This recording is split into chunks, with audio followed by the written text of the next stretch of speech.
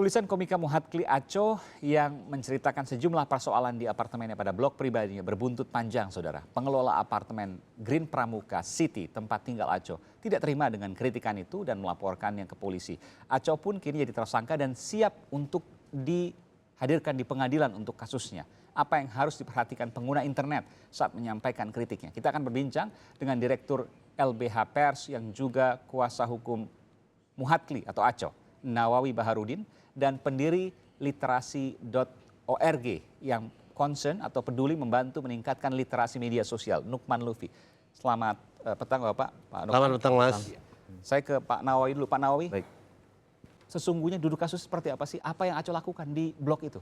Baik, jadi sebetulnya Aco itu sekedar menuliskan fakta-fakta apa yang dia alami. Contohnya? Apa yang dia, kekecewaan dia. Seperti misalnya tadi disebutkan ada ruang terbuka hijau. Ya, RTH. RTH. Sebelumnya pada saat penjualan dijanjikan 10 hektar. 10 hektar. Tapi kemudian hal itu tidak ada. Oke, satu.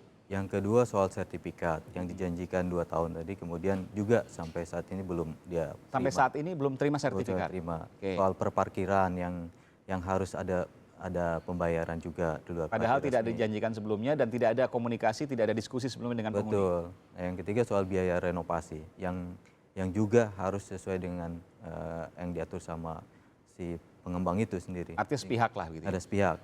Jadi karena ada kekecewaan itu, kemudian saluran secara diskusi tidak jalan, maka dia membuka ruang mengungkapkan kekecewaan itu dengan menulis di blog pribadinya, muhatkli.com. Saya harus sampaikan dulu ke pemirsa bahwa kita mencoba untuk menghubungi pihak apartemen Green Pramuka City, tapi sampai saat ini belum bersedia untuk kami wawancara. Kami juga masih terus mencoba pihak Kejaksaan Agung karena kasusnya sudah P21, sudah siap untuk disidangkan di pengadilan.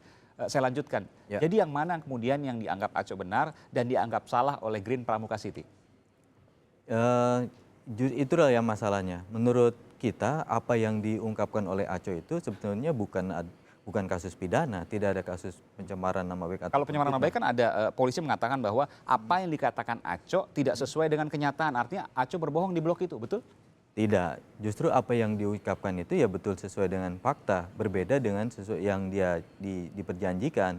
Gitu. Apa yang harusnya dia dapatkan, misalnya RTH, sertifikat yang harusnya setelah tanda tangan kontrak dia terima sejak 2 tahun, kemudian renovasi biaya juga bisa dia perbaiki sendiri, tapi itu kemudian harus izin dari pengelola, dan misalnya memperbaiki sendiri pun itu harus ada kena charge fee untuk. Saya juga lihat di blognya Aco yang kemudian dipermasalahkan oleh Green Pramuka City.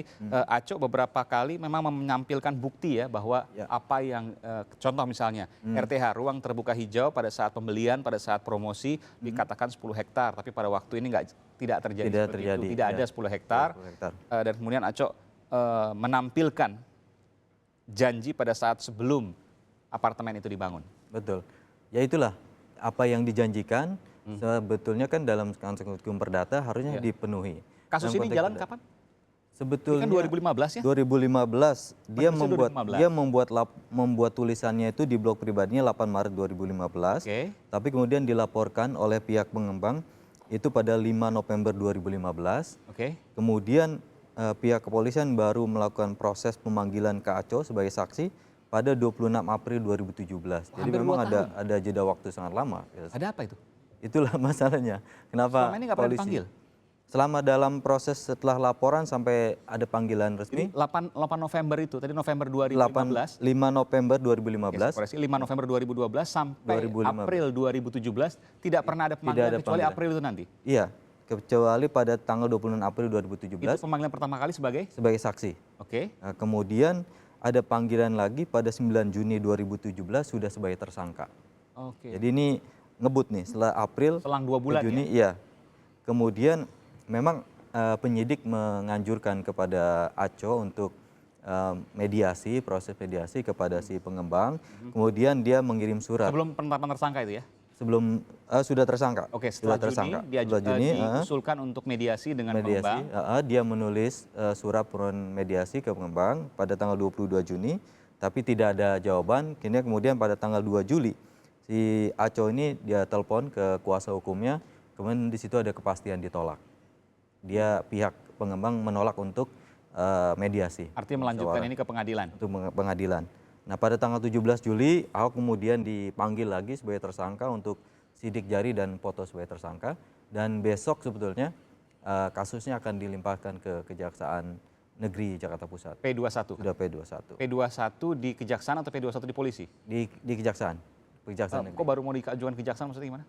Jadi prosesnya kan dari kepolisian Ya, dulu, kemudian lengkap bukti-buktinya akan diserahkan dengan tanggung jawab tersangka, barang bukti diserahkan ke kejaksaan, itu artinya P21.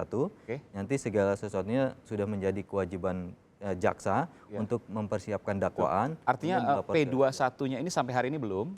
Iya, baru besok. Besok Anda sudah mendapat kabar dari kejaksaan bahwa besok akan P21 begitu? Iya, besok sudah ada panggilan penyerahan P21 gitu. Jadi besok sudah dapat informasi bahwa besok kasusnya sudah P21 di kejaksaan tentunya. Saya ke Pak Nukman. Saya agak bingung untuk mencari, karena saya juga tidak mendapatkan informasi dari sisi lain dari pihak Green Pramuka City. Apa yang salah dilakukan oleh Aco? Saya kebetulan membaca berulang-ulang itu blog yang disampaikan Aco. Kalau saya melihat dari sisi konsumen, ya itu yang diceritakan Aco adalah pengalaman pribadi. Ya. Plus lengkap dengan fakta-fakta yang dia punya, ya foto, ya scan dokumen dan lain-lain. Jadi sebenarnya nggak ada yang salah dari situ. Anda tidak melihat celah itu? Sampai sekarang saya tidak melihat celah itu. Dan harus dipahami begini loh. Ini era digital. Era digital itu konsumen punya posisi yang sama dengan produsen. Dulu konsumen yang mengeluh di zaman belum ada sosial media, dia kan harus ke koran. Ya. Dan nggak ada tempat di sana. Nggak ada tempat untuk semua orang. Itu sebabnya zaman dulu banyak yang mengabaikan suara konsumen, keluhan konsumen. Sekarang konsumen nggak bisa dicuekin karena mereka punya media sendiri. Mereka kalau keluhannya disampaikan dan tidak ditanggapi dengan serius, ya mereka bikin media sendiri. Dan saya tahu bahwa yang mengeluh bukan hanya Aco loh ya, itu demo itu banyak sekali dan ditulis oleh Aco. Kalau kita mau search banyak sekali itu keluhan apartemen. Banyak sekali dan Aco lebih detail mengungkapkannya. Dan dengan bukti? Dengan bukti. Jadi saya merasa nggak ada salah, makanya agak kaget ketika itu dibawa ke ranah hukum. Tapi saya sadar kenapa itu sampai dibawa ke ranah hukum. Karena gini loh, banyak perusahaan yang tidak sadar bahwa era sudah berubah. Ya, era konsumen versus produsen itu sudah berubah. Dulu konsumen bisa diinjek-injek dengan berbagai cara. Ya, sekarang nggak bisa. Karena suara sudah terbuka. Makanya banyak perusahaan yang benar, yang paham era digital ini kemudian membuka kanal di sosial media. Bahkan sampai membuka kanal keluhan pelanggan khusus di Twitter. Dan mereka terbuka dengan semua keluhan pelanggan. Jadi apa aja termasuk keluhan dan sebagainya mereka terima di situ? Terima di situ. Tapi kalau seandainya isinya bohong, ya mereka bisa konfirmasi di situ ya? Tinggal komunikasi. Iya, betul. Tinggal komunikasi. Bahwa itu tidak benar, Anda cek dan dicek dulu sebelum menyampaikan ini gitu misalnya. Tapi bukan kemudian ketika tidak, saya tanya dulu sekarang, di Green Pramuka City adakah model seperti itu ketika misalnya saya tidak setuju, adakah salurannya ataukah harus nulis surat, metode konvensional? Ya paling nggak memang ada secara resmi ya ke lembaga itu, sudah ada pendekatan, memang. Bukan, maksud saya di Green Pramuka City apakah ada media sosial yang digunakan untuk berkeluh kesah misalnya atau tidak ada? Jadi harus melalui surat, metode yang lama. Sementara ini saya juga belum lihat. Belum lihat, oke. Jadi selama ini sudahkah pernah sebelum Aco menulis di blog ini, sudahkah Aco menyampaikan keluhan itu tertulis misalnya? Sudah. Sudah kapan itu? Sebelum dia menulis pada tanggal 8 Maret itu. 2015? Sudah 2015 dia sudah berulang menyampaikan keluhan gitu kan. Oke, dan tertulis ada? Dan tertulis. Dan tidak pernah digubris? Iya. Kemudian dia terpaksa menulis ini di. Ini luar biasa tanggal 8 Maret 2015. Tidak pernah, sudah menyampaikan keluhan, keberatan, tidak pernah digubris, tapi kemudian dia tidak ada follow up apapun, betul? Iya, betul. Dan kemudian menulis di blog, baru kejadian. Dan apa yang ditulis di blog, menurut pengacara tentu, dan menurut Bang Nukman yang independen, saya anggap independen ya, tidak ada kesalahan di situ karena semua dibuktikan. Bahkan orang bisa dengan mudah melihat bukti-buktinya, apa yang disampaikan dengan agak mengherankan kalau sampai polisi pun mengatakan bahwa ada yang sifatnya bukan fakta yang ditulis oleh Aco. Saya juga penasaran yang mana itu? Saya nggak tahu makanya. Anda juga tidak menemukan? Nggak tahu. Oke.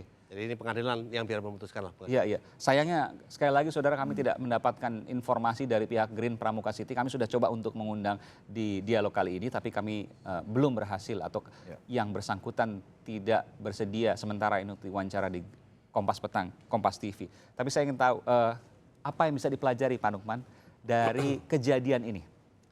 Satu, ya undang-undang untuk menjerat orang yang bersuara di sosial media itu ada, ya.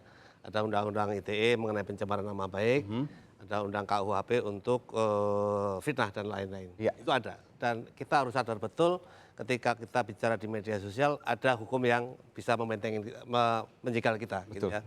Makanya ketika kita itu kecewa sama produsen, meskipun hak kita untuk bersuara itu dilindungi oleh undang-undang konsumen, tapi kita juga harus sadar ada undang-undang lain yang bisa menjebak kita, gitu. Makanya satu pesan saya, kamu suarakan aja kekecewaanmu. Jika jalan normal sudah dilakukan nggak ditanggapin, ya kan? Demo nggak ditanggapin, email nggak ditanggapin, tulis di blog. Oke. Tapi tulislah ditujukan ke yang bersangkutan sebagai institusi, jangan kepada perorangan. Tapi kalau blog itu kan siapapun bisa baca. Otomatis siapapun bisa baca. Tapi kan itu Tujuannya tujuannya untuk umum. kepada yang terhormat misalnya gitu. Harus tulis seperti itu. Gini, enggak, ditujukannya kepada institusi. Kalau apartemen ya pengelola apartemen, jangan kepada orang, gitu ya. Terus basisnya adalah fakta, jangan opini. Oke. Karena kalau opini bisa kejebak ke fitnah, Iya, ya kan? iya, Fakta iya. aja diungkapkan itu ya.